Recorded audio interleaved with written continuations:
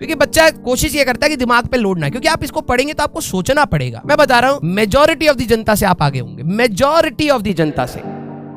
All over India हर teacher यही बोलता रहता है कि भाई सबसे पहले आप क्लास के नोट्स को पढ़ो। आपको मैंने क्या बोलता, हमेशा हमें रेलिवेंसी मेंटेन रखनी है, रेलिवेंट चीजें हमें पढ़नी है, क्योंकि आपके एग्जाम में वो चीज मैच होनी चाहिए। मेन चीज वही है। मैं दुनिया की सारी चीजें पढ़ा दूं, लेकिन अगर आपके एग्जाम में नहीं आएगा और अगर आप एग्जाम में जाके उस प्रकार से सोच नहीं पाएंगे तो कोई फायदा नहीं। एट द एंड सिर्फ मेरे ही नोट्स से नहीं, सभी टीचर के नोट से होगा, ये श्योरिटी है। It's not just about here, it's about everywhere. क्योंकि हर टीचर, मैं आपको वही कहता हूं कि इसीलिए जब आपकी क्लास चलती है तो प्लीज आप टीचर के बात हमेशा सुना करिए। किसी को कोई कंपैरिजन में मत डाला करिए, क्योंकि कंपैरिजन टीचर का नहीं, कंपैरिजन आपका होना है। तो आप उस चीज में मत जाइए कि भाई इनको कंपेयर करते, कभी नहीं करना, वो आपका काम ही नहीं है। आपका कंपैरिजन होना है बल्कि, तो आप उस कंपैरिजन में बेटर तभी कर पाएंगे जब वो जो टीचर आपको ज्ञान दे रहा है उसकी रिस्पेक्ट करके आप सुनिए। हमेशा मैं हर स्टूडेंट को यही कहता हूँ, पूरे पेपर में 4-5 क्वेश्चन तो ऐसे आएंगे ही आएंगे कि जो रैंक डिसाइडिंग होंगे, लेकिन अगर कोई बच्चा उनको भी पेशेंटली, अब वो क्वेश्चन किस पे डिपेंड करते हैं, आपके टाइम पर। अगर आपने अच्छी स्पीड मेंटेन कर रखी है और आप स्टार्टिंग से इजी, मीडियम एंड टफ तक आते हैं, तो फिजिक्स मेरे हिसाब से टफ नहीं था, लिटरली टफ नहीं था। मैं बोलूंगा moderate and easy. Majority question easy, formula based, और कुछ क्वेश्चंस है लेकिन वो भी करे जा सकते हैं बच्चों के एग्जाम के टेम्परामेंट के हिसाब से कह रहा हूं। एग्जाम में आप आसानी से उनको भी फोड़ सकते थे, बस बात यह है कि आप अपना सिलेबस अच्छे से रिवाइज करके गए हो। तो क्रांतिकारी आपको रिसर्च में बनना होता है, कंपटीशन में क्रांतिकारी नहीं। क्रांतिकारी नहीं, यहाँ पर आपको इस प्रोसेस को समझना है, एग्जाम को फोड़ना है, ये आपका टारगेट होना चाहिए। रिवीजन बहुत करना पड़ेगा, और मैं बता रहा हूं अगर आप प्रॉपरली इसको रिवाइज कर रहे हैं, मल्टीपल टाइम रिवाइज करा है, इवन बीच बीच में भी आखिरी के चैप्टर को जस्ट रीड करा है, नोट्स को रीड करा है, मैं बता रहा हूं मेजॉरिटी ऑफ द जनता से आप आगे होंगे, मेजॉरिटी ऑफ द जनता से। क्योंकि बच्चा कोशिश ये करता है कि दिमाग पे लोड ना, क्योंकि आप इसको पढ़ेंगे तो आपको सोचना पड़ेगा। जब आप सोचेंगे तो दिमाग पर लोड आएगा, और जब दिमाग पर लोड आएगा आपका काम नहीं करने का मन करेगा। तो आप सभी लोगों को यहाँ पर क्या करना है, अपने आप को पेशेंटली चीजों को एनालाइज करते हुए पढ़ना है।